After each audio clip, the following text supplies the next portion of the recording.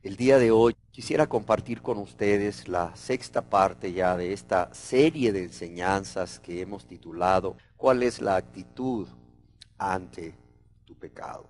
Y no nos cansamos de decir lo que, aunque la salvación, el perdón de todos nuestros pecados que hemos cometido contra Dios y nuestro prójimo, se obtiene solamente por fe y por fe en Cristo Jesús como nuestro Salvador y Señor. Yo quiero decirles que Dios, a través de su palabra, nos deja muy claro, nos indica cuál debe ser nuestra actitud respecto a nuestros pecados. Cuando venimos delante de su presencia, confiando en la persona y la obra que Jesús ha llevado a cabo al morir y resucitar por nosotros, para que podamos ser salvos.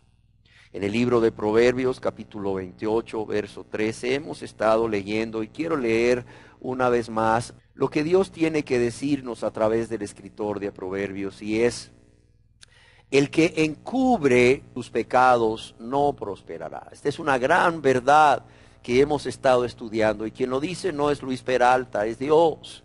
Dice: el que encubre, el que trata de esconder, de disimular, de cubrir sus pecados delante de la presencia de Dios, no solo no lo va a lograr, es imposible hacerlo, pero Dios nos dice no prosperará.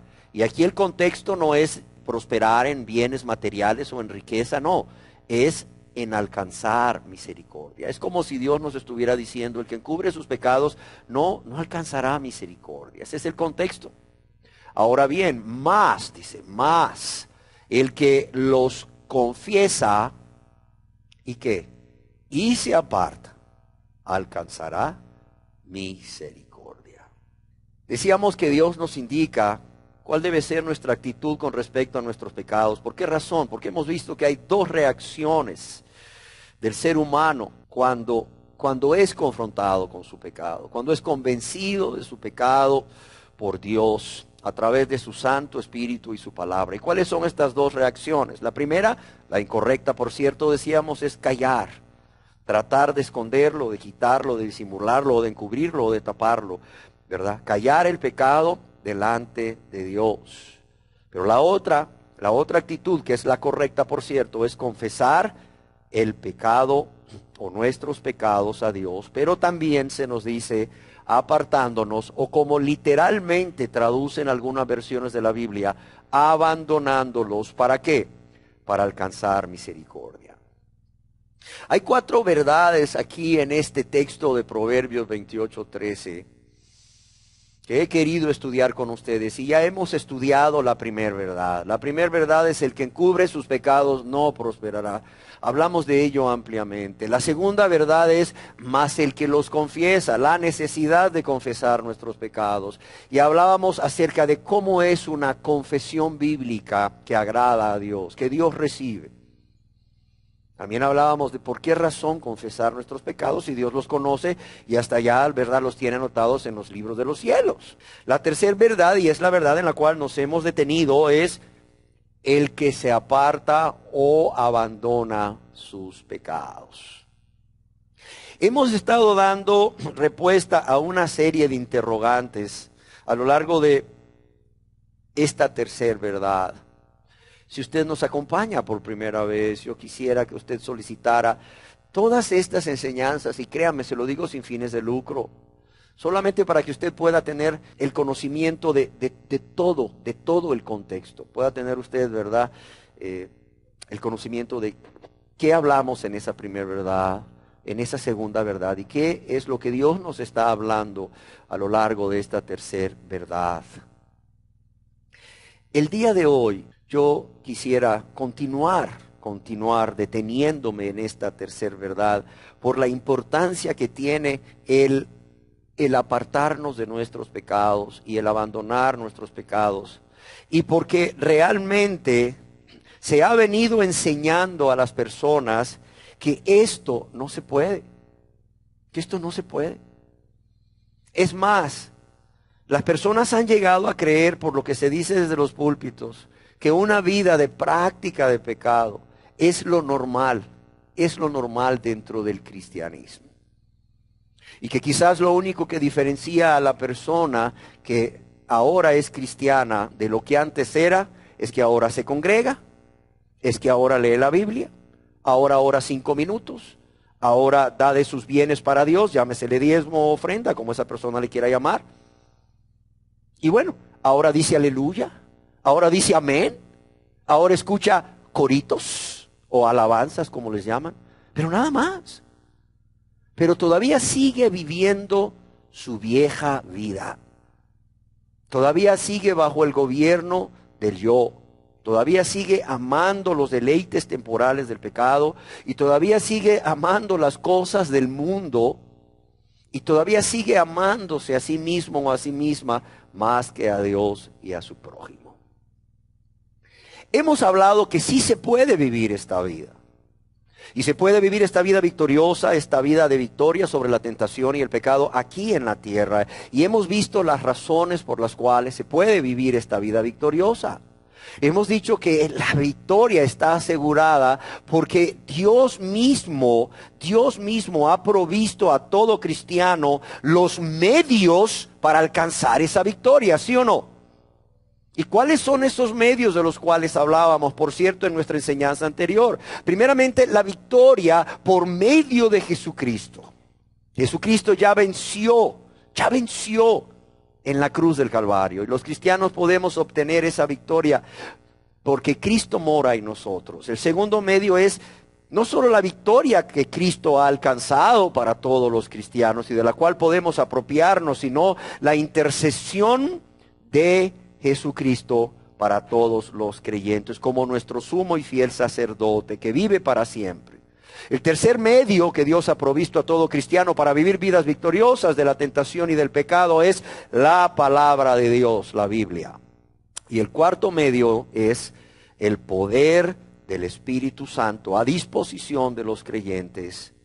Ese Espíritu Santo que mora en todo cristiano verdadero. Sin embargo, yo quiero leerles lo que alguien escribió. Alguien escribió: solo Dios puede hacernos santos, lo cual es una realidad. Solo Dios puede hacernos santos, pero no lo hará sin nuestra cooperación.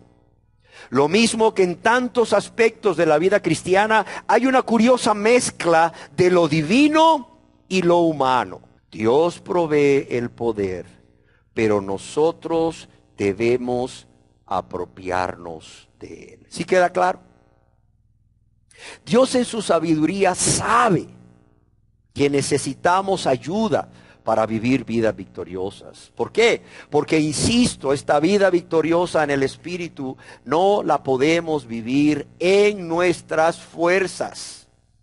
Esta vida victoriosa contra la tentación y el pecado y el mundo no la podemos vivir en nuestras fuerzas. Sin embargo, ya que Dios ha provisto en su infinita misericordia y gracia todo lo que necesitamos para vencer, es necesario que comprendamos que cada cristiano tiene una responsabilidad, que cada cristiano debe hacer su parte. ¿Y cuál es la parte que debe hacer el cristiano?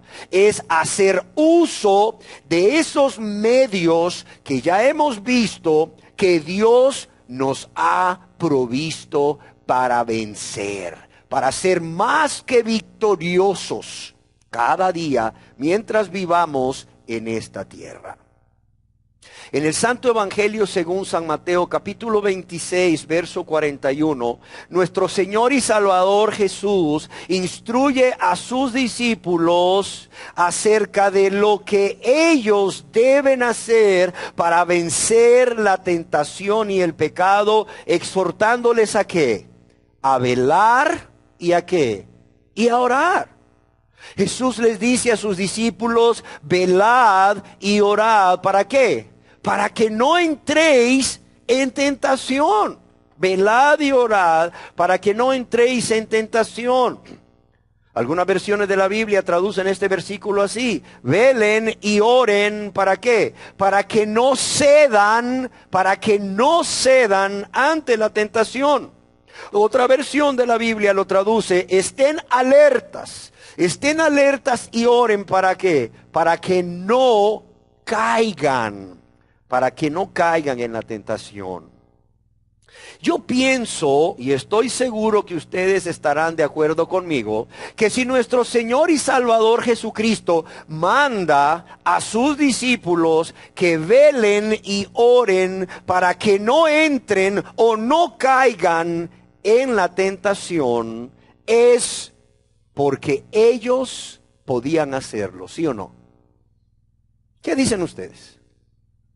Cuando Jesús les dice: velad y orad para que no entréis en tentación, o para que no cedan a la tentación, o para que no caigan en la tentación, Jesús se los dice porque Él estaba seguro, estaba convencido de que sus discípulos podían perfectamente bien hacerlo.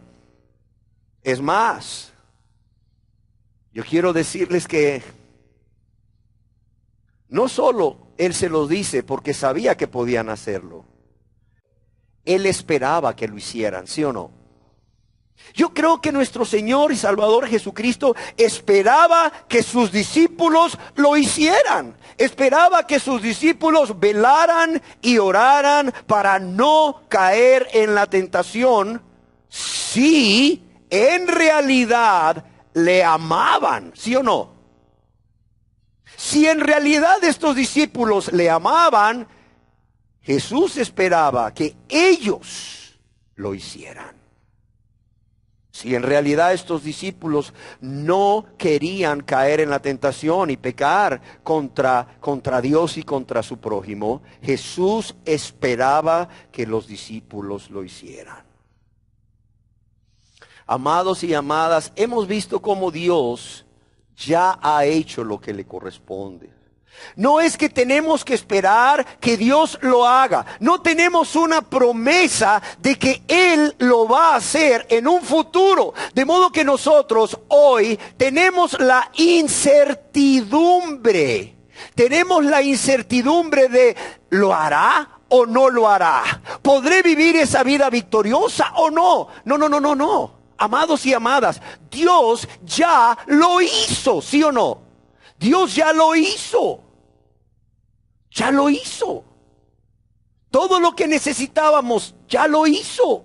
Todo lo que necesitábamos para ser salvos y para ser santos, ya lo hizo Jesús primeramente en la cruz del Calvario. Y luego Jesús lo hizo al partir al cielo, al regresar a la gloria y enviar a su Santo Espíritu. Ya está hecho todo. Esto ya se consumó hace casi 2000 años. De modo que, como decíamos, la victoria está garantizada por parte de Dios. Ahora, ¿qué nos toca a todos y cada uno de nosotros aquí presentes? Hacerlo. Sí, hacerlo. Hacerlo con la ayuda de Dios. Claro está. Quiero decirles que considero que la información que hoy compartiré con todos y cada uno de ustedes es de gran importancia, es de vital importancia para todos los aquí presentes. Sin embargo, quiero decirles que creo que esta información, aunque es de vital importancia para todos los aquí presentes, y qué bueno que están aquí para escucharla, yo creo que solo será de utilidad, oiga bien, solo será de utilidad para aquellas personas que han decidido de manera consciente, de manera voluntaria y por amor a Dios, ya no más encubrir sus pecados, sino al contrario, confesarlos a Dios, apartándose o abandonándolos con la ayuda de Dios. Y que además de ello han suplicado misericordia. ¿Sí queda claro? Y es que hoy yo deseo, con la ayuda de Dios y su palabra, compartir con ustedes lo que Dios demanda. Lo que Dios demanda no a cualquier persona, sino a cada persona que ha nacido de nuevo, a cada persona que es cristiana, para que pueda vivir esa vida apartada del pecado. Y quiero decirles que lo que hoy les voy a compartir no es nada nuevo. No es nada nuevo. Esto que hoy voy a compartir con ustedes, mira, ya ha sido escrito desde hace mucho tiempo. Ha sido escrito en las diferentes épocas de la iglesia cristiana. Y además, para nuestro consuelo, ya ha sido puesto en práctica, óigalo bien, ya ha sido puesto en práctica por miles de cristianos a lo largo de todas las épocas, con éxito. Ok, ¿qué es lo que Dios demanda a cada persona que ha nacido de nuevo? ¿Qué es lo que Dios demanda a cada cristiano o cristiana para que pueda vivir una vida victoriosa? Creo que en primer lugar Dios demanda fe. Por eso es que voy a hablar a cristianos, aunque la información es importante para todos. Porque el cristiano es aquel que primeramente ha ejercido fe. Ha ejercido fe para creer. Habiéndose arrepentido de todos sus pecados, ha ejercido fe en Dios. ¿Para qué? Para ser salvo. Ha ejercido fe en que Dios puede y quiere perdonarle. Es más, le ha perdonado por los méritos de Cristo, por lo que Jesucristo hizo al morir en esa cruz del Calvario, por él o por ella, llevando sobre él sus pecados, recibiendo el castigo que él o ella debería de recibir, pero también por lo que Jesús hizo al resucitar al tercer día con poder, para su justificación, como nos dice Dios a través del apóstol Pablo en su epístola a los Romanos. Por eso es que esto no es una receta de cocina para todos, tampoco es una receta de cocina para cristianos. Esto es una información que debe de ser meditada y debe de ser puesta por obra. Si realmente cada persona que ha sido lavada y limpiada con la sangre de nuestro Señor y Salvador Jesucristo quiere vivir esa vida victoriosa, esa vida en victoria sobre la tentación, el pecado y el mundo. Amén. Entonces decíamos que en primer lugar lo que Dios demanda es fe. Es confianza absoluta. Somos salvos, ¿por qué? Por medio de la fe, ¿sí o no? Pero también, así como somos salvos por medio de la fe, somos santificados por medio de la fe. Por eso, en primer lugar, lo que Dios nos demanda es fe. Y como los que no son salvos, los que no han nacido de nuevo, no pueden ejercer esa fe, por eso estas instrucciones no van a ser de utilidad a ellos o a ellas. En primer lugar, Dios demanda fe o confianza absoluta. Ahora bien, fe o confianza absoluta ¿en quién? En Dios primeramente. En Dios, que es el autor de nuestra salvación, ¿sí o no? Pero también el autor de nuestra santificación. Confianza en Dios, en su amor infinito, óigalo bien, en ese amor por el cual, a pesar de que ustedes y yo le ofendimos una y otra vez, viviendo vidas egoístas, vidas rebeldes, vidas llenas de ingratitud, Él, haciendo a un lado su ira, haciendo a un lado su dolor, en el momento en que venimos a Él con un corazón contrito y humillado, Él, como decíamos, haciendo a un lado su ira y su dolor por causa de tanto que hemos pecado contra Él, Él decide voluntariamente perdonarnos todos nuestros pecados. Fe en ese amor infinito que le lleva no solamente a perdonarnos todos nuestros pecados, sino que le lleva como un padre amoroso a estar ahí en todo momento, en toda circunstancia, en todo lugar, cuidando y protegiendo y velando por cada uno de los suyos. Aunque los suyos no lo entiendan, no lo comprendan, aunque lo que esté viviendo cada una de estas personas que ahora es hijo o hija de Dios sea algo quizás doloroso o no agradable, no grato para su carne, fe en que ese Dios de amor, a pesar de que lo que está viviendo su hijo o su hija no es agradable para la carne de él o de ella, o no lo entiende, pero que Dios está ahí. Dios está ahí, Dios está presente. Y ese Dios que está ahí y que está presente no deja de ser un Dios de amor. Por más que me duela, por más que no lo entienda, Dios no deja de ser un Dios de amor. Dios no deja de ser un Padre amoroso, tierno, misericordioso, bondadoso y fiel. Fe en ese amor, fe en ese amor, pero también fe en su fidelidad. Hay un canto que dice: tu fidelidad es grande. ¿Lo han oído, verdad? Tu fidelidad es grande, tu fidelidad incomparable es. Nadie como tu bendito Dios, grande es tu fidelidad. O sea, fe, confianza absoluta, no solo en el amor de Dios o en el Dios de amor, sino también en el Dios fiel. En ese Dios que dijo, habiendo tomado un cuerpo de hombre, aquí yo estaré con vosotros todos los días, hasta el fin, ¿sí o no?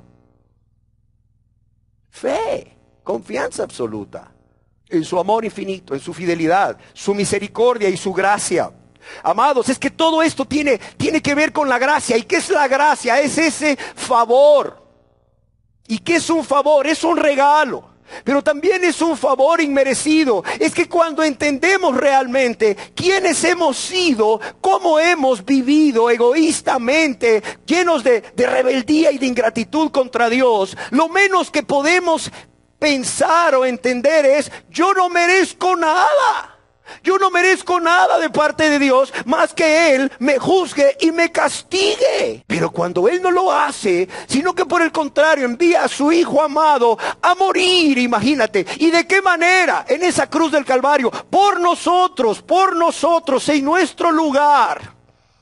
Para que podamos ser perdonados, para que podamos ser salvos, para que podamos ser librados de ese castigo de la condenación eterna del infierno. Es cuando yo entiendo, y espero que todos entendamos, lo que es la gracia, lo que es ese favor inmerecido de parte de Dios. Señor, yo no merecía nada, sin embargo, tú me lo diste todo. Yo no merecía nada, pero tú me lo diste todo al enviar a tu Hijo amado, en quien te deleitabas, a hacerse hombre, a morir en la cruz del Calvario y luego a resucitar con poder y regresar a la gloria para interceder por mí. ¿Sí o no? Fe en Dios, confianza absoluta en Dios, en su amor infinito, en su fidelidad, en su misericordia y su gracia. Pero también fe en sus promesas. ¿Cuáles promesas, amados? En la palabra de Dios hay tantas promesas. Es más, creo que por ahí existe una Biblia, la Biblia de promesas, que tiene las promesas en rojo, no lo sé. Hay tantas promesas que Dios nos ha dejado, en las cuales debemos de confiar absolutamente. Pero yo quiero compartir algunas con ustedes, 3 para ser específicos. La primera está en el libro de Santiago, capítulo 4, verso 7, que tiene que ver con esta vida victoriosa que podemos vivir. El libro de Santiago, la epístola de Santiago, capítulo 4, verso 7, dice: someteos pues a Dios. ¿Está hablando de quién? De personas que realmente son nacidas de nuevo, cristianas. Por eso es que esto es de utilidad a cristianos. Dice: someteos pues a Dios. Una vez que la persona se somete a Dios, ¿qué sigue? Resistid al diablo. Y cuando la persona, con la ayuda de Dios, resiste al diablo, ¿qué dice aquí? Y él o el diablo huirá de vosotros. Oiga, qué promesa. Hay gente que dice, ay, es que yo sigo en esta vida de pecado, porque es que, usted sabe, hermano, el diablo me empujó y caí. Vamos a leer qué dice de nuevo, por favor. Vamos a ver qué dice de nuevo. Dice Santiago capítulo 4 verso 7, dice, someteos pues a Dios, no pienses que puedes resistir al diablo. ¿Por qué? Porque siempre va a estar ahí gobernándote y mandándote a pecar como un amo cruel. A ver, ¿cómo dice? Leámoslo de nuevo. Dice, primeramente, ¿qué dice? Someteos pues a Dios. Pero ¿qué dice también? Al que se somete a Dios, Dios le da esta promesa. ¿Cuál es? Resistid al diablo. ¿Y qué dice? Y huirá de vosotros, huirá de vosotros. Aquí Dios nos dice que sí se puede resistir al diablo, ¿sí o no? Y aquí Dios nos dice que si resistimos al diablo, entonces, claro, o sea, Él ya no va a tener poder sobre nosotros, no nos va a llevar a pecar. Si resistimos al diablo, entonces no caeremos en la tentación, no caeremos en el pecado. Además, como ya vimos, Dios nos promete que si resistimos al diablo con su ayuda, el diablo, mire, huirá. Y cuando el diablo huye, obtenemos la victoria, ¿o no? En la primera epístola del apóstol San Pablo a los Corintios, capítulo 10, verso 13, encontramos otra preciosa promesa de Dios al respecto. Leámosla juntos, dice: no os ha sobrevenido ninguna tentación que no sea humana, pero fiel es Dios, que no nos dejará ser tentados más de lo que podéis resistir, sino que dará también, juntamente con la tentación, ¿qué dice? La salida. ¿Para qué? Para que podáis soportar. Yo quiero que lo leamos de nuevo, por favor. Fíjese bien. Dice, no os ha sobrevenido ninguna tentación que no sea humana, pero fiel es Dios, que no os dejará ser tentados más de lo que podéis resistir, sino que, además de eso, dará también, juntamente con la tentación, la salida. ¿Para qué? Para que podamos soportar. Alguien escribió, y lo traje conmigo para leerlo textualmente, dice, notemos la seguridad de esta gran promesa. Óigalo bien, notemos la seguridad de esta gran promesa. Primero, se nos asegura que lo que nos pueda pasar será algo común a todos los seres humanos. Nuestro caso no será en ninguna manera una excepción a la regla general. Por tanto, no hemos de permitirnos el lujo de alimentar ese complejo de martirio. Es decir, ay, pobrecito de mí, pobrecita de mí, ¿por qué me está pasando esto? No, espérame, eso es algo que está sucediendo en todo el mundo a todas las personas. O sea, no eres el único, no eres la única. Es decir, Dios quiere que pienses que cuando estás siendo tentado o tentada, no importa tanto qué duro, qué recio, qué tupida sea la tentación. O sea, eso que tú estás viviendo, lo están viviendo otras personas o ya la han vivido otras personas. No eres el único, no eres la única. Hay otros que padecen igual que nosotros y pudiera ser que más, dice el escritor. En segundo lugar, se nos asegura que Dios pondrá freno al diablo, no permitiéndole tendernos una tentación tan fuerte que no seamos capaces de resistir. Fíjese bien. En segundo lugar, se nos asegura que Dios pondrá freno al diablo, no permitiéndole tendernos una tentación tan fuerte que no seamos capaces de resistirla. Entonces, dice el escritor, no es cierto que somos víctimas de fuerza mayor. Es que no puedo. Si una tentación se nos presenta, será posible vencerla. ¿Sí o no? Y por último, dice el escritor, se nos asegura que con cada tentación habrá una salida que podemos aprovechar para salir airosos o victoriosos de ella. Yo pregunto a la luz de lo que acabamos de leer, ¿hay excusa para vivir una vida de práctica de pecado? ¿Hay excusa para que la gente viva en sus fornicaciones, en sus adulterios, en sus lujurias, en sus lascivias? ¿Hay excusa para que la gente siga viviendo en sus enojos, en sus iras, en sus pleitos, en sus celos, en sus envidias, en sus enemistades, en su amargura, en su resentimiento, en resistirse a perdonar? Yo pregunto, ¿hay excusa? ¿Hay excusa? No.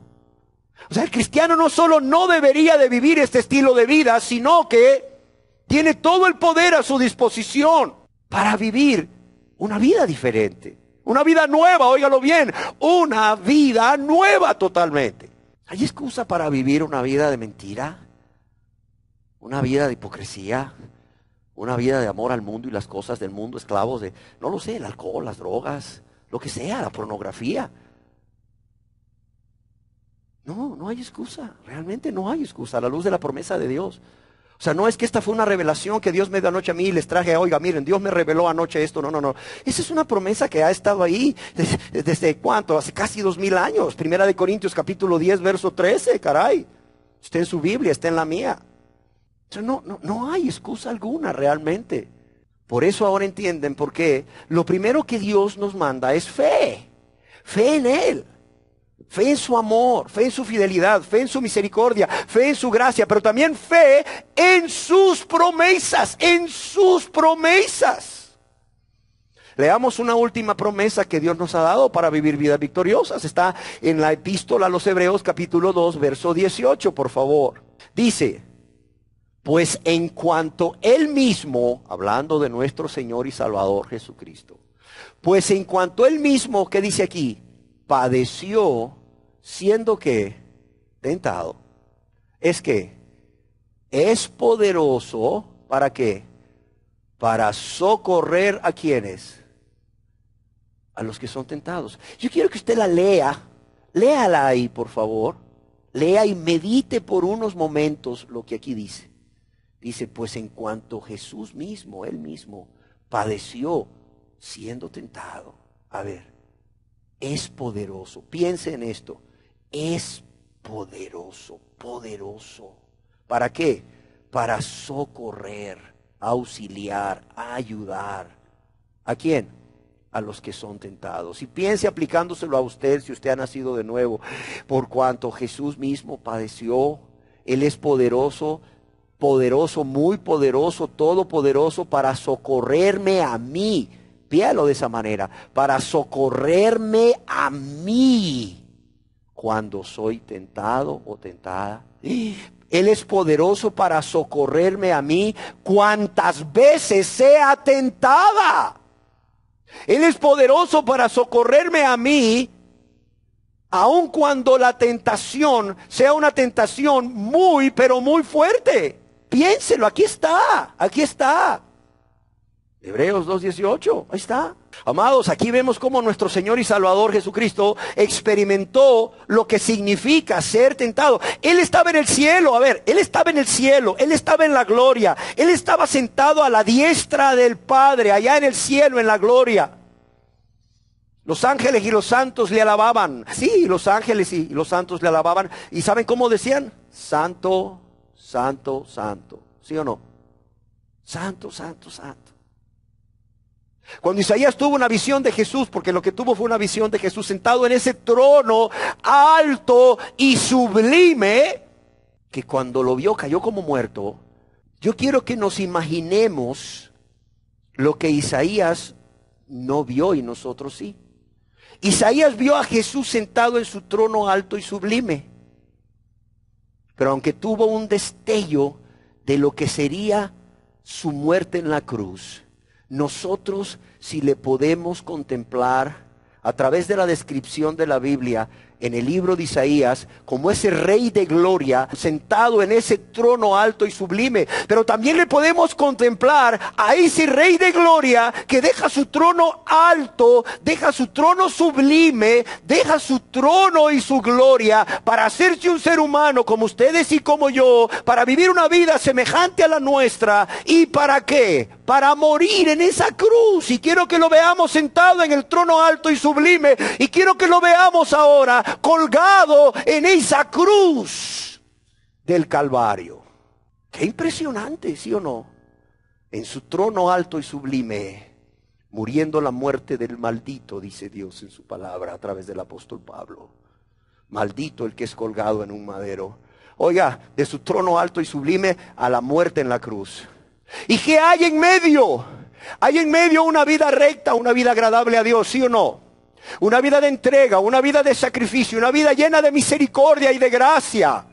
Pero también hay una vida en donde Él fue tentado en todo, nos dice Dios a través del escritor de Hebreos. Tentado en todo, a nuestra semejanza. ¿Para qué? Para poderse compadecer. Para poderse compadecer de los que hoy somos tentados. Él experimentó lo que significa ser tentado para poderse compadecer de los que ahora somos tentados. Y como Él es todopoderoso y ya experimentó, ya lo vivió en carne propia, lo que es ser tentado, qué bello es saber que Él puede y quiere, Él puede y quiere socorrer a todos los que son tentados. En especial a todos los suyos que claman o que le claman por ayuda cuando son tentados. ¿Sí o no? ¿Qué es lo primero que Dios nos manda para poder vivir vidas victoriosas? Fe. Primero fe para salvación. Y después fe para vivir vidas santas, agradables a Dios. Amén. Fe en Dios, en su carácter y en sus promesas. En segundo lugar, ¿qué es lo que Dios nos manda? Dios nos manda permanecer en Cristo. Por eso es que esta enseñanza, aunque la información es de vital importancia para todos, solo va a ser de utilidad práctica para los que realmente han nacido de nuevo. Porque los que han nacido de nuevo no solo han ejercido fe para salvación y están ejerciendo fe para santificación, sino que también los que han nacido de nuevo permanecen en Cristo. Son personas que a través de un sincero arrepentimiento de todos sus pecados, de un abandono, un rechazo de todos sus pecados, pero también de una súplica sincera a Dios de perdón y una fe en que Dios les ha perdonado por lo que Cristo hizo al morir y resucitar por ellos. Estas personas ahora ya no hay nada que les impida tener una relación íntima, una relación estrecha de amistad, de compañerismo íntimo con Dios, con Jesús. ¿Sí me entiende? Mientras la persona vive una vida de práctica de pecado, no importa el pecado que sea, ¿qué nos dice Dios en su palabra? Que ha habido entre Dios y esas personas una separación por causa de su vida de práctica de pecado.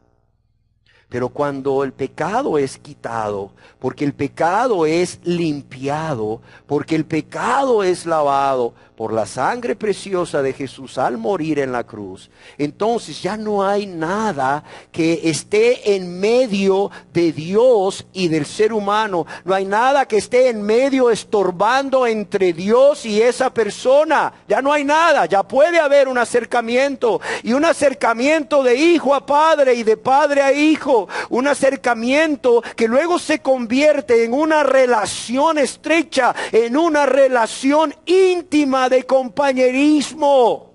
Amén. Y amados, en la medida que permanecemos en Cristo, unidos a Cristo, en esa medida hay victoria. En esa medida hay poder. Permaneciendo unido a Cristo, en Cristo, es que el apóstol Pablo podía decir: todo lo puedo aún vencer la tentación y el pecado. Todo lo puedo en Cristo, unido a Cristo, en una relación íntima, en una relación estrecha con Cristo, como el pámpano, como la ramita que está unido al tronco, ¿sí o no? En el Santo Evangelio según San Juan, capítulo 15, versos 6 y 7, podemos leer al respecto lo que Jesús dice a sus discípulos. Fíjese bien, este es Jesús hablando a sus discípulos, a cristianos. Dice, el que en mí no permanece, será echado fuera como pámpano, como ramita, y se secará. Y los recogen y los echan en el fuego y arden.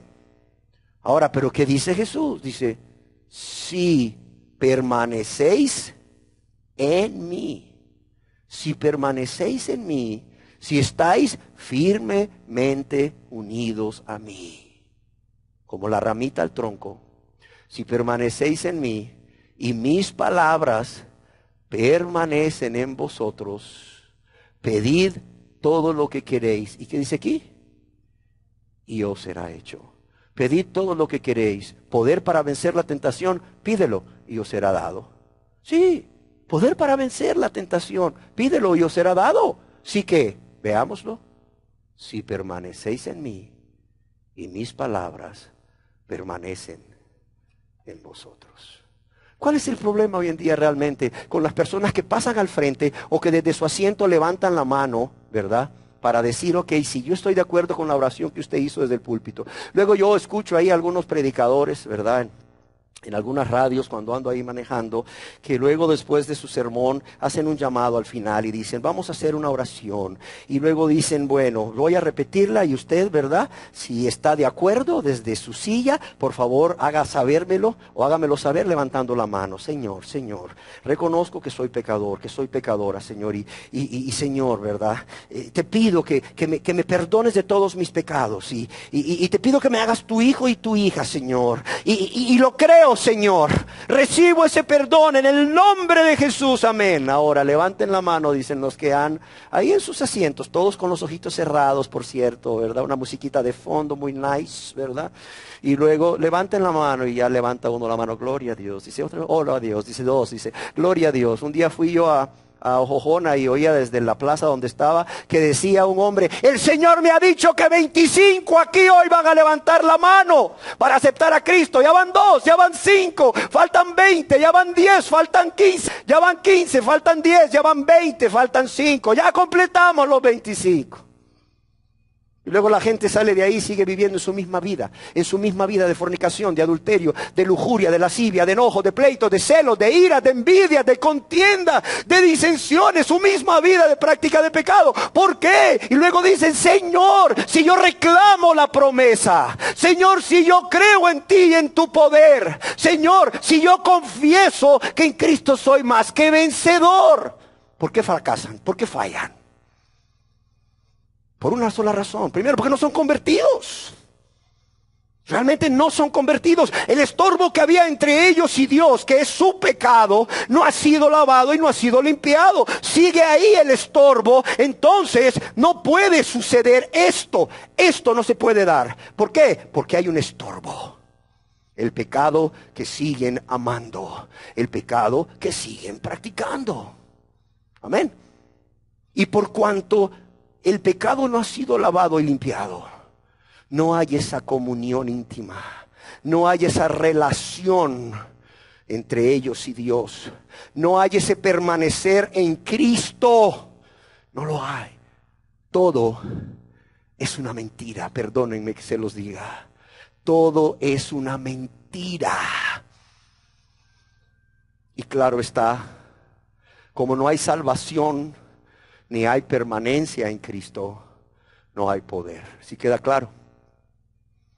Y ayunan, otros pactan, otros siembran, otros casi se flagelan su cuerpo, se dan, ¿verdad?, con una faja ahí, con clavos, ¿verdad? Casi solo les falta irse de rodillas desde, ¿verdad?, el supermercado, la colonia o el hospital, escuela, hasta la basílica, será, para que Dios les dé ese poder para vencer el pecado. No lo van a obtener. No lo van a obtener. Hay gente que me dice, pastor, es que yo ayuné 21 días. Otros me dicen, pastor, hice el ayuno de Jesús 40 días. Y yo digo, wow, yo nunca he ayunado 40 días. ¿Alguien aquí ha ayunado 40 días? No, ¿verdad? Yo tampoco. Dios no te pide que ayunes 40 días. Él tenía una necesidad muy personal al inicio de su ministerio. Es más, hay personas que me dicen, pastor, hice un ayuno de 41 días. Mayor que el de Cristo.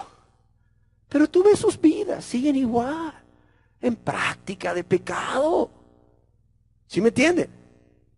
Ni el perrito de la casa les cree que son cristianos. Porque, quita tu perro de aquí, saque ese perro de ahí. Perrito, ni el perro de la casa les cree que son cristianos. Pero es un ayuno de 41 días, mayor que el del Señor. Mira, o sea, mientras el pecado no haya sido lavado, mientras el pecado no haya sido limpiado, mientras ese pecado esté delante de la presencia de Dios, no va a haber salvación y no va a haber relación. ¿Sí me entiende? Y no va a haber poder. Por eso es que ahora se entiende más cuando digo que esta información es de vital importancia para todos, pero solamente de aplicación práctica. ¿Para quién? Para los que han tomado esa decisión de convertirse a Dios. Amén.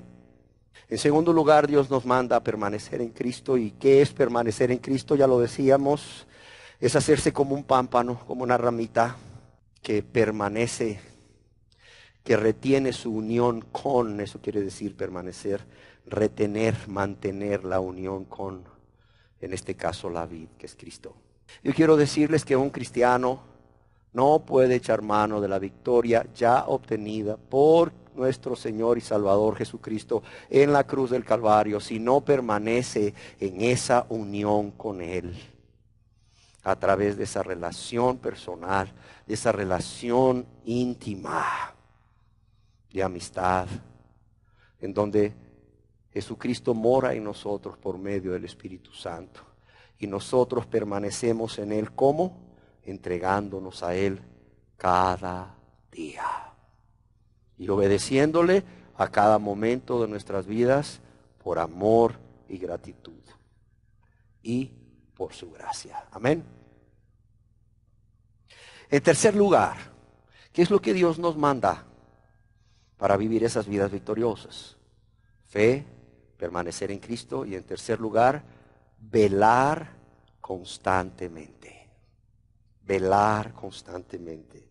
En el Santo Evangelio según San Mateo, capítulo 26, verso 41, ya leíamos y quisiera que leyéramos de nuevo, porque es Jesús exhortando a sus discípulos. Les dice, velad y orad. ¿Para qué? Para que no entréis en tentación. Se puede no ceder a la tentación, no caer en la tentación. Jesús lo dijo claro, velando y orando. En este momento quiero referirme solamente a velar.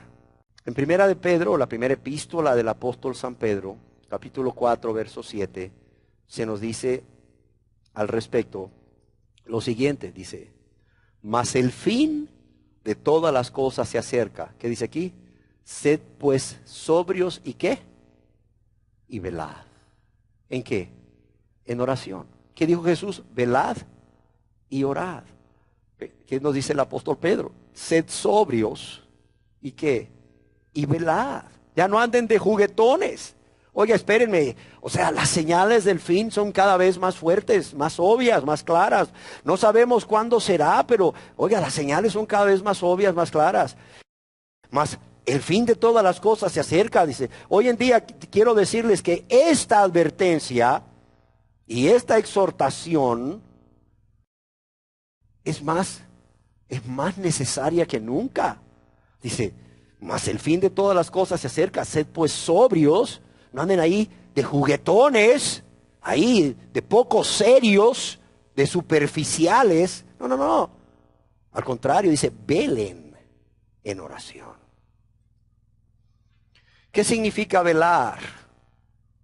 Bueno, cuando yo era niño, velar era que aquel se comiera el confite y tú te quedabas viendo, ¿verdad? Y no te tocaba nada. Un velón, dice. No, ¿qué es velar? Bueno, es estar atento, ciertamente. Es estar atento, pero a lo que sucede a nuestro alrededor. Estar atento, observando cuidadosamente lo que sucede a nuestro alrededor, pero no solo a nuestro alrededor. Ojo, también es estar atento, es estar velando, es estar observando cuidadosamente lo que sucede en nuestro interior. ¿Sí o no? En nuestra mente, en nuestros pensamientos, en nuestras intenciones, en nuestros sentimientos o emociones y en nuestra voluntad. Porque así como el diablo puede utilizar algo de nuestro medio externo o de nuestro alrededor para venir a tentarnos, para llevarnos a pecar contra Dios y nuestro prójimo, el diablo puede usar deseos internos, ¿sí o no? Puede usar a ese yo que está ahí, que ya no ocupa el primer lugar, que ya no ocupa el trono de nuestras vidas, sino que Dios, pero que no cesa de insistir en querer volver a ocupar el primer lugar. Y que siempre va a estar diciendo, mira, hace esto, hace lo otro, pensá de esta manera, pensá de la otra, decí esto, decí lo otro, odialo, aborrecelo. Amargate, gritale. ¿Sí o no? No solamente es estar atentos a lo que sucede a nuestro alrededor, sí, es cierto, pero también cuidado a lo que está sucediendo en nuestro interior. Luego Satanás te envió un dardo de fuego a tu mente, un pensamiento. ¿Cuántas veces Satanás no ha venido a tentar a los cristianos con un dardo de fuego del maligno, que son pensamientos que vienen a tu mente? ¿Cuántas veces? Muchas. ¿Sí o no? A través de mover tus emociones, a través de mover tus sentimientos, a través de decirte, ¿por qué te vas a negar? Oye, tantas veces te has negado y la otra persona no se ha negado. Ya se acabó, ya no te niegues más. No seas tonto, no seas tonta. No camines la segunda milla. Ya la caminaste muchas veces la segunda milla, ya soportaste, aguantaste, ya perdonaste y seguiste sirviendo, ya no camines la segunda milla. Oh, no pongas la otra mejilla, no seas tonto, no seas tonta. Mira cuánto tiempo ha pasado y no hay reacción en la otra persona, y tú caminando la segunda milla, tú poniendo la otra mejilla, y cuando la persona cede a eso que su yo le está diciendo, a eso que sus emociones le están diciendo, la persona dice, basta. Ciertamente, ya se acabó. No voy a caminar la segunda milla, no voy a poner la otra mejilla. ¿Y sabes qué sucede? Cuando la persona se ve a sí misma y deja de caminar la segunda milla y a poner la otra mejilla, porque de manera consciente y voluntaria renunció a hacerlo, ¿sabes qué pasa? Cede a la tentación y peca. Hay gente que me dice, pastor, yo no quería hacerlo. Mire, pastor, yo he estado batallando contra la tentación, pero yo no sé cómo pude caer. Mire, no sabe cuánto me ha dolido pecar contra Dios y pecar contra mi prójimo. Mire, le he pedido perdón a Dios y le he pedido perdón a mi prójimo, pero no quiero volver a caer. ¿Qué hago? Bueno, ten fe en Dios, que Él es poderoso para guardarte sin caída, primeramente. Segundo, confía en que todo lo vas a poder en Cristo, estando en Cristo, que te da la fuerza. Pero también guárdate de no verte a ti mismo, de no verte a ti misma, de no ceder ante tus deseos, de no ceder ante tu voluntad, de no ceder ante tus emociones y los pensamientos que Satanás lanza como un dardo de fuego. Porque cuando decides verte a ti mismo o a ti misma y decides obedecer a lo que tus pensamientos egoístas te dicen, o tus sentimientos egoístas te dicen, o tus intenciones egoístas te dicen, o tus deseos egoístas te dicen, que no son más que los dardotes que está enviando el diablo, entonces vas a caer. Y la persona dice, sí es cierto, mientras me negué a mí mismo o a mí misma, mientras puse la otra mejilla y mientras caminé la segunda milla, todo fue bien. Vencí con la ayuda de Dios.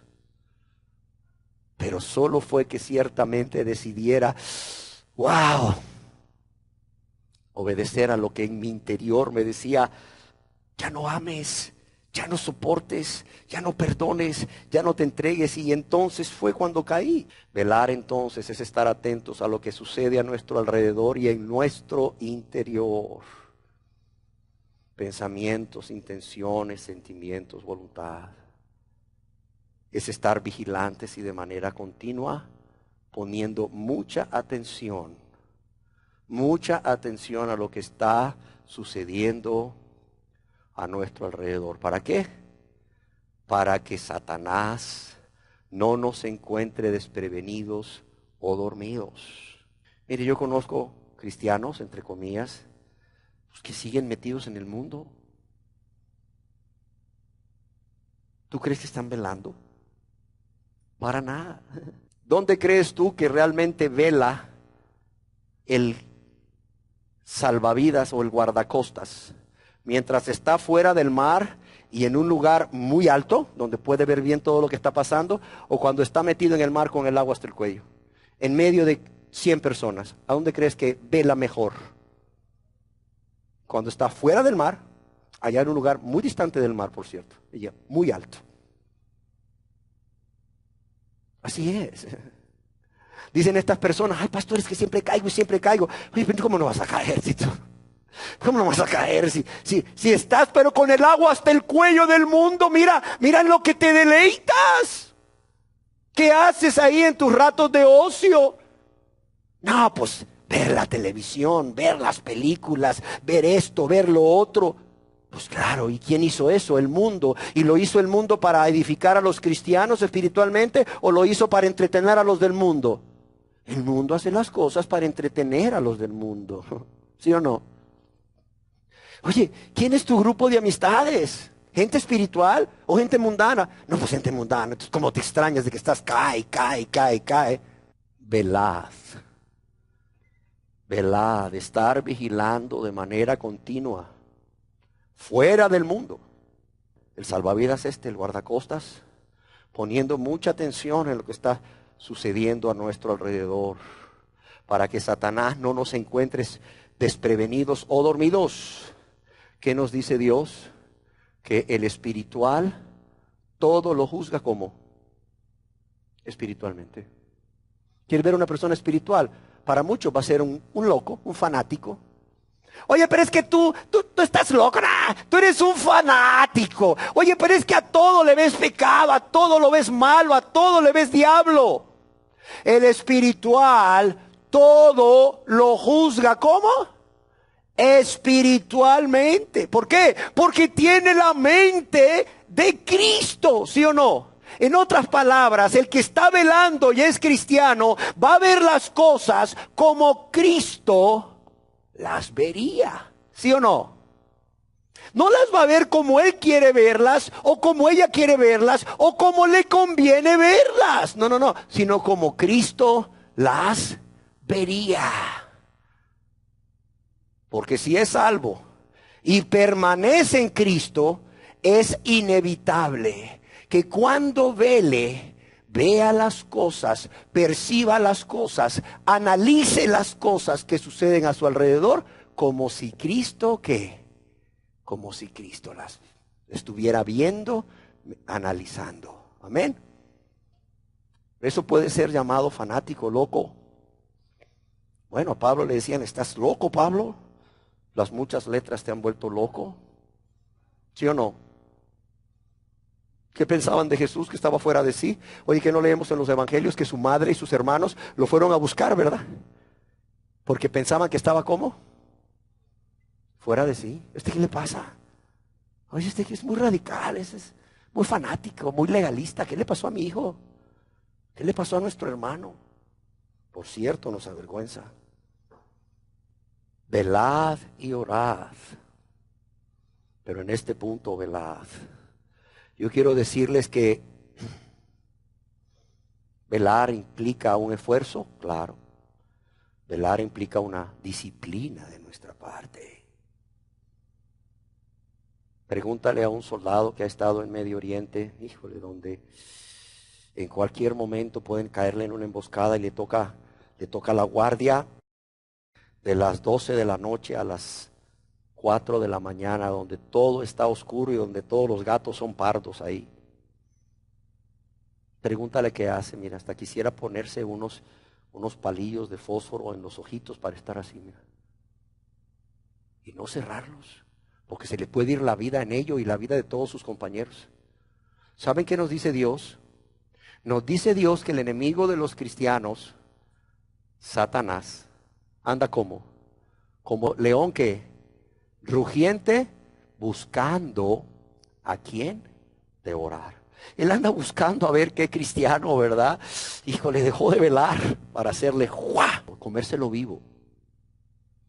Porque Satanás anda como león rugiente buscando a qué cristiano dejó de velar para comérselo vivo, para devorárselo.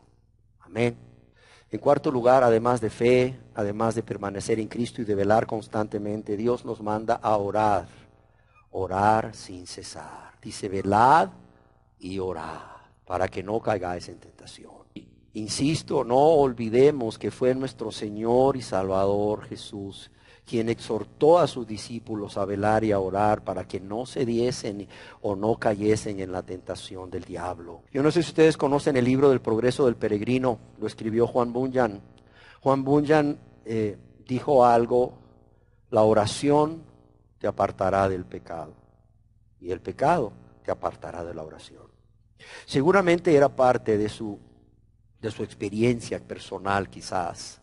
Yo creo que una persona nunca está más fortalecida que cuando en parte o está haciendo uso de este elemento que es la oración.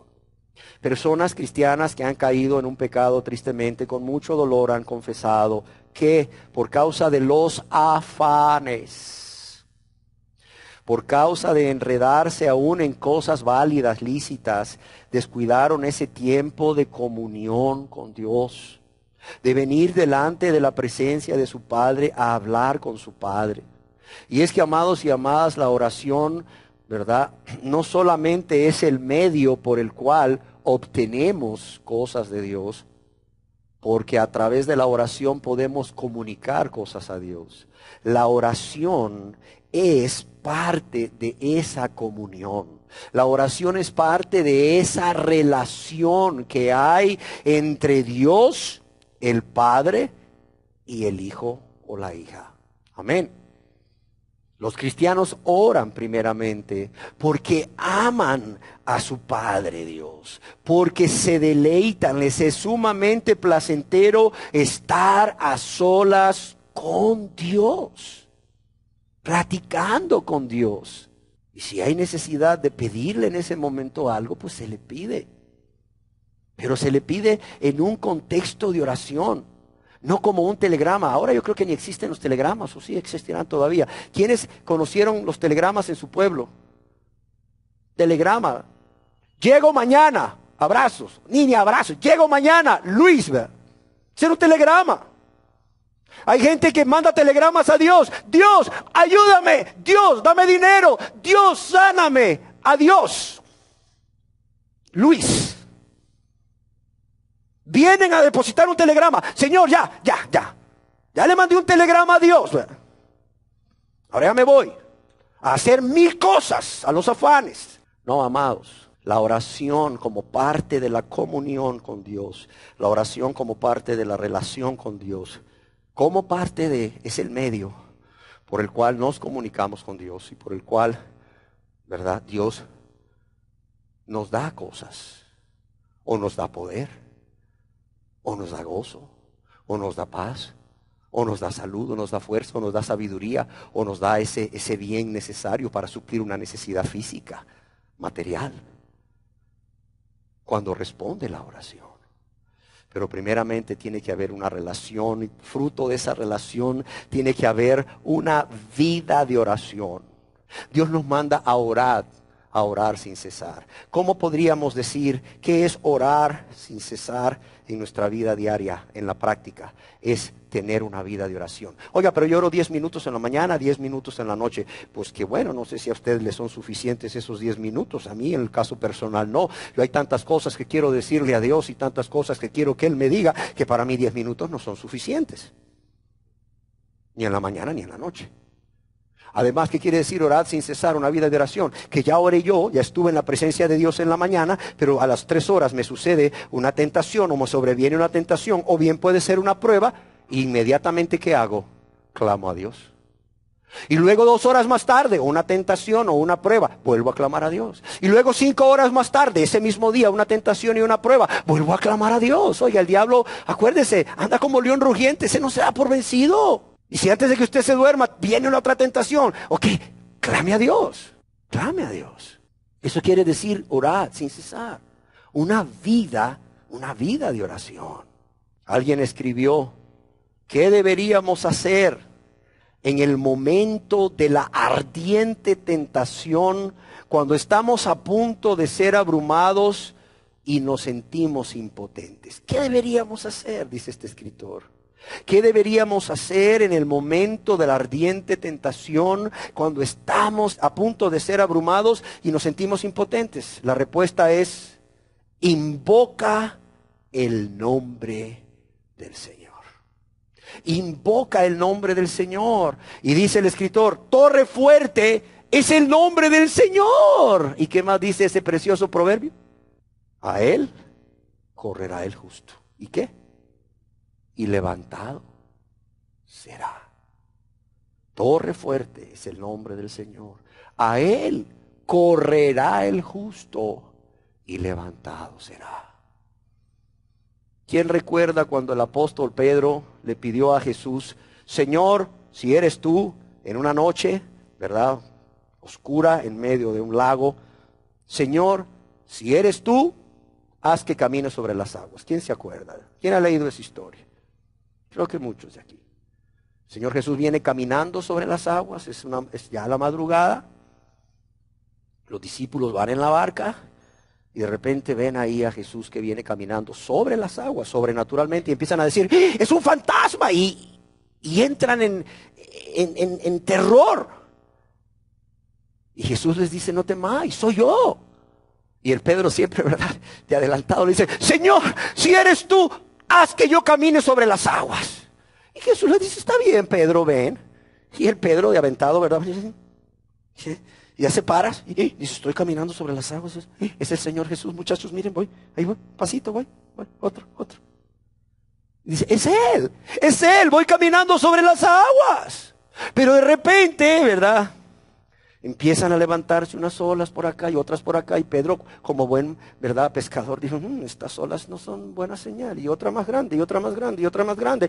Y de repente deja de ver a Jesús y deja de ver que ya va caminando sobre las aguas y empieza a ver las olas, empieza a ver las circunstancias adversas. Y cuando deja de ver a Jesús y empieza a ver las olas y las circunstancias adversas, ¿qué le sucede a Pedro? Empieza a hundirse, ¿sí o no? Pero cuando empieza a hundirse, hace lo que todos deberíamos hacer en el momento de la tentación, cuando creemos que, híjole, que el diablo nos está ganando ya la batalla. Señor, sálvame. Volteó su rostro hacia Jesús, volvió a ver a Jesús, pero no solo eso, le implora y le dice, Señor, sálvame. ¿Y qué dice Dios en su palabra? Allá en el Evangelio según San Mateo, para los que les gusta anotar, capítulo 14, verso 30. ¿Qué dice Dios en su palabra que hizo Jesús? Inmediatamente lo rescató. Y lo hizo de la manera más tierna. Inmediatamente vino donde él y lo tomó para sí. Lo levantó y lo atrajo hacia él. Y así se lo llevó hasta la barca. Mira, así se lo llevó. Y saben, Jesús siempre hace lo mismo para con todos aquellos que le claman en medio de las circunstancias adversas, que dejan de ver las circunstancias para mirarlo a Él y para clamar a Él, para implorarle su socorro. Todos aquellos que creen que Él es poderoso para socorrer a los que son tentados. Jesús vuelve a hacer lo mismo. Jesús de inmediato viene a la persona que está siendo tentada, que no quiere caer en la tentación, y Jesús viene y lo atrae hacia Él, o la atrae hacia Él, y la toma fuertemente y le dice, a ver, no te preocupes, a partir de ahora somos tú y yo. ¿Sabes cuándo un cristiano es invencible? Cuando está con Cristo. Nunca se te olvide. ¿Sabes cuándo un cristiano es invencible? Cuando está con Cristo. No, Satanás sale huyendo cuando ve a un cristiano que implora a Dios, que implora a Jesús por oportuno socorro cuando está siendo tentado. Y cuando ve que el fiel, amoroso y tierno Jesús corre en su auxilio y lo toma para sí. Lo toma para sí o la toma para sí por dos razones. Para decirle, ok, tranquilo, tranquila, aquí estoy yo, el más que vencedor. Pero también para decirle al diablo, ¿ya viste con quién está? ¿Ya viste con quién está? Está conmigo, está conmigo. Tú no tienes aquí ni parte ni suerte en este asunto. Satanás, vete, estás derrotado. Y el cristiano que vela y ora es más que victorioso. Amén. Mire, esto no es una fórmula mágica. No crean que es que Dios, hizo que naciera en determinado momento un hombre o una mujer allá en el año, 30 de la historia antes de Cristo, o 80 antes de la historia antes de Cristo o después de Cristo, no lo sé. O en el año 300 o en el año 500 después de Cristo, o en el año 2000 después de Cristo, y que es un gran hombre y una gran mujer, un gran siervo, una gran sierva. No. Todo aquel y toda aquella que es salvo, por tanto, que puede ejercer fe en Dios y en sus promesas para salvación, para salvación y para santificación, que tiene una relación íntima con Dios, que tiene una relación íntima con Cristo, y además de eso, que está velando y orando sin cesar, esa persona va a obtener la victoria. ¿Sí o no? Yo quiero que no olvidemos, amados y amadas, esa exhortación que Dios nos hace a través del apóstol Pablo de orad sin cesar. Y esto no es de estar ahí en un monasterio o en un lugar apartado, encerrado, irte, a una montaña ahí, ¿verdad? Y vivir ahí en la montaña, encerrado ahí, sin contacto con nadie, sin comunicación con nadie, salvo la persona que te lleva los alimentos, será, y te los deja y sale corriendo y se va. No, es vivir una vida de oración.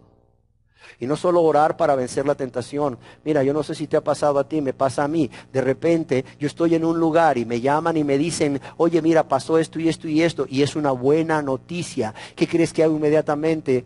Aún hablando con esta persona, le hago, gloria a Dios, gracias Señor. La verdad no sé qué pensará la otra persona.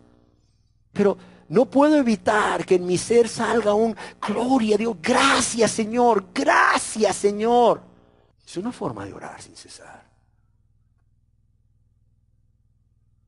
Sucede algo terrible y hay otra persona que necesita que tú estés firme, que no te derrumbes para que la otra persona no te derrumbe. En ese momento le dices, Señor, ayúdame, siento que me muero, siento que desfallezco, pero Señor, ayúdame. Y si lo dices con tu mente, Él conoce las mentes, Él conoce los pensamientos y las intenciones del corazón. Señor, ayúdame, no quiero desfallecer en este momento porque esta persona que está a mi alrededor, o estas personas que están a mi alrededor se van a derrumbar, y el Señor en ese momento te ayuda.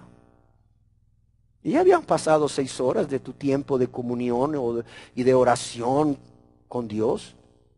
¿Sí me explico? Y el apóstol Pablo no solo nos dice orad sin cesar, nos dice sed constantes en la oración. ¿Por qué razón? Porque Él sabe que es a través de la oración que obtenemos el poder de Dios para vencer. Alguien escribió, es en la oración que se alcanzan las victorias. Es en la oración que se alcanzan las victorias. Amén. Veamos una más. Son 15, por cierto. Si no nos habrá dejado Dios abundante provisión. Son 15 cosas que Él nos manda. Pero veamos la quinta. Hasta hoy veamos la quinta. En quinto lugar, Dios nos manda a permanecer en la palabra o saturar nuestra vida con la palabra de Dios. ¿Sí me entienden? Y es aquí donde yo no me canso de insistir, como todo cristiano o toda persona que realmente ha nacido de nuevo debe, oiga bien, debe pasar tiempo diariamente leyendo, memorizando o tratando de memorizar por lo menos, porque algunos ya a cierta edad como la mía como que ya se nos dificulta un poco, pero hacemos el esfuerzo. Todo cristiano debería pasar tiempo diariamente leyendo, memorizando, estudiando, meditando la palabra de Dios. Y sobre todas las cosas, además de leer, memorizar, estudiar y meditar la palabra de Dios, debería de obedecer cada día la palabra de Dios. William MacDonald escribió: al leer la palabra, aprendemos las líneas generales de conducta que Dios desea de nosotros. ¿Sí queda claro? Cuando leemos la palabra, aprendemos las líneas generales de conducta que Dios desea de nosotros. Al memorizarla, hacemos posible que el Espíritu Santo nos recuerde pasajes de la Biblia apropiados en el momento de la tentación. ¿Sí entienden por qué memorizarla? Porque al memorizarla hacemos posible que el Espíritu Santo nos recuerde, traiga a nuestra mente esos pasajes que son adecuados o apropiados para ese momento de tentación o ese momento de incertidumbre o de indecisión. Al estudiar la palabra, nos libramos de falsas doctrinas y al meditar sobre ella, somos transformados al contemplar a aquel de quien nos habla la palabra. Al meditarla somos transformados más y más al contemplar a aquel de quien nos habla la palabra.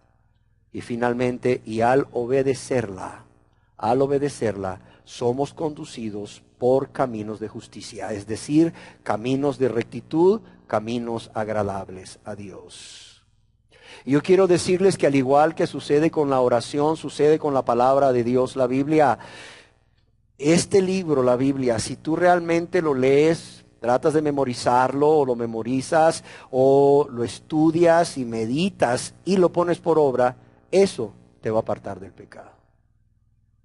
Pero ten claro y ten por seguro que el pecado que se comete y que no se reconoce y no se confiesa a Dios para perdón con un corazón contrito y humillado, ese pecado que se sigue cometiendo, ese pecado te va a apartar de la palabra.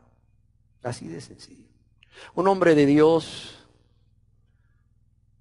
llamado Robert Murray McCheyne, grandemente usado por Dios, escribió al respecto: creo que Dios podría santificar al ser humano sin la palabra. ¿Cómo lo sabemos?, dice McCheyne. Dios podría santificar sin la palabra porque ya hizo santos a los ángeles sin ella. E hizo a Adán santo sin ella. Pero, dice, no lo hace ahora. Jesús mismo oró al Padre: santifícalos en tu verdad. Tu palabra es verdad. Amados, yo quiero terminar diciendo que creceremos espiritualmente o caeremos en la tentación y en el pecado en la medida que nosotros dediquemos un tiempo diario para leer la palabra, para meditarla, para estudiarla, para tratar de memorizar algunos textos o algunas porciones de ella, pero sobre todo al ponerla por obra. ¿Por qué? Porque leerla, memorizarla, meditarla y estudiarla, si no la ponemos por obra, yo quiero decirle algo, no sirve para nada más que para hacernos, como muchos dicen, y lo digo con respeto, cabezones espirituales, para envanecernos. Eso es lo que produce la palabra de Dios. Oiga bien, cuando la palabra de Dios se lee, se trata de memorizar o se memoriza, se estudia, se medita, pero no se pone por obra, eso lo único que hace en la persona es envanecer a la persona, envanecerla y llenarla de conocimiento. Pero cuando nosotros la leemos, la memorizamos, la estudiamos y meditamos sobre ella y la obedecemos con la ayuda de Dios, esto santifica. ¿Qué diferencia? La otra te lleva a un pecado, te envanece. Lo otro, el obedecerlo o el obedecerla, te lleva a ser santo cada día. Amén. Quiero decirles que uno no puede ser más victorioso que bíblico. Uno no puede ser más victorioso que bíblico. Y lo otro es que nuestro Señor y Salvador Jesucristo nos dio ejemplo de ello. ¿Cuándo? A ver, ¿cuándo Jesús nos dio ejemplo de que podemos vencer al tentador, a Satanás, al diablo y la tentación haciendo uso de la palabra de Dios? A ver, palabra de Dios que ha sido leída, meditada y memorizada. ¿Cuándo? ¿Quién me quiere decir cuándo? En el desierto, cuando fue tentado. No creas que tenía el rollo de Deuteronomio Jesús ahí, o tenía todos los rollos del Antiguo Testamento y dijo: espérate, diablo, espérate, dame un tantito. ¿Dónde es que dice aquello? ¿Dónde es que dice escrito está? ¿Dónde es que dice? En Deuteronomio. A ver, el rollo de Deuteronomio lo agarro y me lo traigo y aquí está, mira, Deuteronomio 6, aquí dice, mira. No. Satanás vino a tentarlo, ¿sí o no? ¿Sí o no? ¿Y qué dijo el Señor Jesús? Satanás vino a tentarlo y con una autoridad, pero también con un conocimiento de la palabra de Dios. Jesús pudo vencer al diablo, pudo vencer al tentador. Sí, escrito está: no solo de pan vivirá el hombre, sino de toda palabra que sale de la boca de Dios. ¿Saben de dónde tomó Jesús eso? Deuteronomio 8:3. Jesús le dijo: escrito está, no tentarás al Señor tu Dios. Deuteronomio 6:16. Y después Jesús le dijo: vete, Satanás, porque escrito está, al Señor tu Dios adorarás y a Él solo servirás. Deuteronomio capítulo 6, verso 13. ¿Dónde estaba? Aquí, en la mente de Jesús. ¿Y cómo Jesús respondió a Satanás? Con la palabra de Dios. ¿Y qué sucedió? ¿Salió victorioso, sí o no? Salió victorioso de la tentación diciendo: escrito está, escrito está, escrito está. Tomando textos de la palabra de Dios. Si Jesús lo hizo, yo pregunto, ¿será que somos mayores que Jesús? Mira, a mí me da tristeza cuando me invitan a predicar a otros lugares y digo yo: vamos a leer la palabra de Dios, ¿verdad? En el Evangelio según San Mateo, capítulo 4, verso 1 al 6. Y tú ves la gente navegando en su Biblia. Desde el Antiguo Testamento, aquí por Jueces, Josué, y luego van por Job, van por Salmos. No, yo les digo: ¿saben qué? No se preocupen, yo lo voy a leer. O sea, personas que dicen ser cristianas, que tienen una completa ignorancia, y lo digo con respeto, acerca de siquiera dónde están los libros en la Biblia. No estoy diciendo, o no me estoy refiriendo a aquel que se convirtió hace una semana, que está ávido por devorar la Biblia y llega y te dice: ¿por dónde la comienzo a leer? Ok, comienza por el Nuevo Testamento. Otros dicen: comienza por el Evangelio de Juan. O sea, y está ahí, mira, y está tan. No estoy hablando de eso. Estoy hablando del que dice que tiene 5 años de ser cristiano, ¿verdad? Y todavía le dices: vamos entonces al libro del profeta Jeremías, y anda por Apocalipsis buscándolo, ¿verdad? O le dices: vamos a Apocalipsis, y anda ya por Daniel buscándolo en el Antiguo Testamento. Hermanos, esto nos lleva a decir que deberíamos de hacer a un lado, si realmente somos nacidos de nuevo y somos cristianos, y realmente no queremos caer en la tentación, no queremos pecar contra Dios y nuestro prójimo, deberíamos de hacer a un lado en nuestras vidas cualquier actividad, óigalo bien, cualquier actividad que nos aparte de estar en la presencia de Dios, orando, pero también leyendo, memorizando, estudiando y meditando en su palabra, la Biblia, para después salir de ese lugar y ponerla por obra. Amén. Demos gracias a Dios. Señor, te damos gracias. Ciertamente tú ya hiciste todo lo que nosotros necesitábamos. Ya proveíste todos los medios que nosotros necesitamos como cristianos para vencer a la tentación. y al pecado, Señor. Pero también, así como a tus discípulos tú mandaste que velaran y oraran, también nos has mandado a nosotros, los que hemos nacido de nuevo, los que hemos dejado de encubrir nuestros pecados para confesártelos con dolor y vergüenza, y los que te los hemos confesado apartándonos para alcanzar misericordia, Señor. Tú nos mandas a hacer una serie de cosas que tú sabes que podemos hacerlas y tú esperas que las hagamos, y realmente te amamos y ya no queremos lastimarte más, ya no queremos ofenderte, ya no queremos producir dolor a tu corazón, Señor. Gracias por instruirnos, Señor, gracias por hablarnos, gracias por enseñarnos que la victoria está garantizada, y cómo, Señor, y por qué. Señor, síguenos instruyendo, porque en esto, Señor, está nuestra vida y nuestra vida eterna. Y porque, Señor, ya no queremos seguir ofendiéndote, ya no queremos seguir lastimándote, ya no queremos pecar contra ti, Señor. Ya no, Señor. Ya no, Señor. Si tú nos lavaste, nos limpiaste y nos hiciste tus hijos y tus hijas, Señor, a pesar de todo lo que te ofendimos y te lastimamos, Señor. Señor, ya no queremos más, Señor. Como dice el apóstol, baste ya el tiempo pasado, Señor, para haber hecho todo eso, Señor, y haber andado en todo eso, Señor, ofendiéndote y lastimándote. Ya no más, Señor. Señor, realmente queremos ser más que vencedores. Señor, queremos vencer la tentación y el pecado.